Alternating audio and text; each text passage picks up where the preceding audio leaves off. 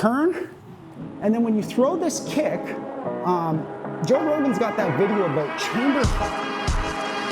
All right, as much as we'd love to land every single one of our roundhouses, for sure you're gonna miss at some point. And when you miss strikes, there's sometimes an opportunity for your opponent to counter that. But sometimes there's an opportunity for you if you train what to do if you miss. First one, I used to take a kung fu art called Kenpo, and they named all the moves these hilarious names.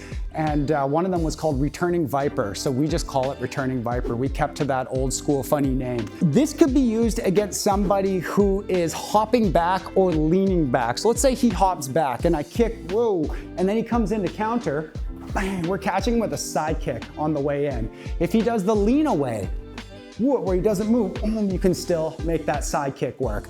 So I think there's a few things that make it really difficult to do, and that is mainly if you're overturning. So if I throw this kick and I go like this, I'm too far turned around at this point, and you're gonna wanna avoid ever landing in that position anyway. So I'm gonna kick across my opponent, and I just touch down beside my other foot so that I can keep my eye on my opponent over my shoulder, okay? As they come in, you can just throw a side kick or a back kick. Side kick, foot sideways, back kick, toes down. I never do toes down. I just don't do back kicks anymore. I think you'll find most kickboxers are doing side kicks. So I threw that kick, and boom. I hit him pretty hard there. I got him. So that's a great move. And actually you'll see new people kind of flailing this move out there. They'll kind of go and then they'll freak out and they'll throw like an ugly side kick and it still works. So that speaks to the efficacy of that move, is when you don't know what you're doing, you do it anyways and it works. That's probably a pretty solid move. You can do it on both sides. I think, I will do it on both sides, but I tend to do it with my rear leg now that I think about it. So practice it both sides. Just make sure you don't overturn. And then when you throw this kick, Joe Rogan's got that video about chamber high, then kick, and he's absolutely right. You will kick harder. But for the sake of expediency, you can do this like kind of ground up method where I kind of lean forward and I just let my leg lift to the target. I'm still linear. I'm not like rising. I'm not scraping up his body with the side kick. It's still going straight into him. It's just going on a bit of an upward angle. And I think that's gonna help you get there in time. This one comes right off the internet. So I was watching Mark Delagrati do some, I don't even know if it was a full seminar or something, and he showed this method to dealing with someone doing the make miss. He didn't name it, so I've called it the Delagrati finish. So when you go to throw a low kick, people will do that make miss. We did that, another one of these, like how to deal with the make miss in another video. This is just another option for that. So I've thrown the kick. It's just literally stop the kick and throw the other leg. I think you might wanna like have had a make miss or two happen to you and you kind of have overcommitted, because I think when you're trying to kick the leg, you're generally putting enough momentum into it that you're gonna have a hard time just stopping the kick suddenly. Oh no, they're doing a make miss, I'll stop the kick right now. Probably not. But if I've noticed I'm getting the make miss is happening to me a lot, then I'll throw the kick, I just pull it back a bit, and then just land and kick the other leg.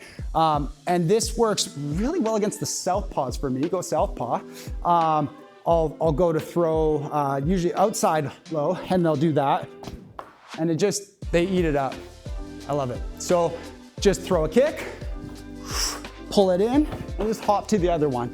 Should say this too, you might lose your balance. So I throw this kick, he does a make miss, touch, and go, that's acceptable. If you have to do it, you have to do it. But if you can go right from elevation into the next kick, this follow-up is pretty much dependent on throwing the roundhouse less Thai style and a little more like what you might see in like karate or taekwondo. It's what I've dubbed a snap roundhouse. So just to differentiate, if I was gonna throw like a switch 9, kind of like kicking through target, oh, sorry, I should have told him. He should have dodged.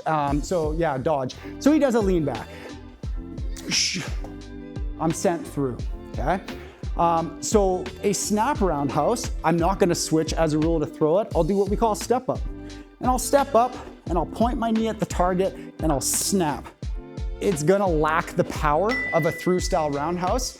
but like it's a kick in the head. So I've used that kick almost like a jab, just to like, whoop, just whip it up there, and people are getting freaked out. Now if I make contact with it, landing forward and throwing the 2 works, which is the follow-up I'm talking about. If he leans back, I've still got the balance to land forward and throw the 2. It's odd off the rear side, so you've gotta practice some fundamentals as a southpaw. Make sure you can jab, cross, hook, kick. Make sure you've got just some fundamentals as a southpaw, so that should you throw a roundhouse and they dip back on you, you're not completely out to lunch when you land forward in that southpaw position and throw the 2. All right, so this one's kind of cute. It's kind of high level and gonna be hard to do unless you have trained the spinning back fist, but it is to follow up with a spinning back fist. So there's a couple ways you can spinning back fist. You can do the turn, hit, and come back, or you can do what, if I'm aging myself here, Showtime Carter. He would just boom, spin right through. It's a little wilder, but it hits really hard. Doesn't matter which one you're doing in this case. So if I were to throw my rear roundhouse and he was to dip on it, whoop, that hand's down. And if he's slow to bring it back as he stands up, bang, you might catch him with the spinning back fist. At worst, it's a clearing technique. If they were like, whoop, man, they're gonna think about jumping in on the counter because they see that glove coming towards them. So he leans back, I'm gonna swing it, so don't come right back in. And you're right there, back in stance. It's a bit haywire in how fast it's going, but can be done. You can also kick, land, and throw that other style of spinning back fist. Works fine. If you're doing off the other side, it's exactly the same rule. Boom. That's it. Spinning back fist out of a missed roundhouse. It might clear the opponent, it might catch them. If they're doing this and they're coming back without that hand clean to their head, if they're not meeting when they come back to center line with their head, then you might just land that thing and get yourself a really cool looking knockout.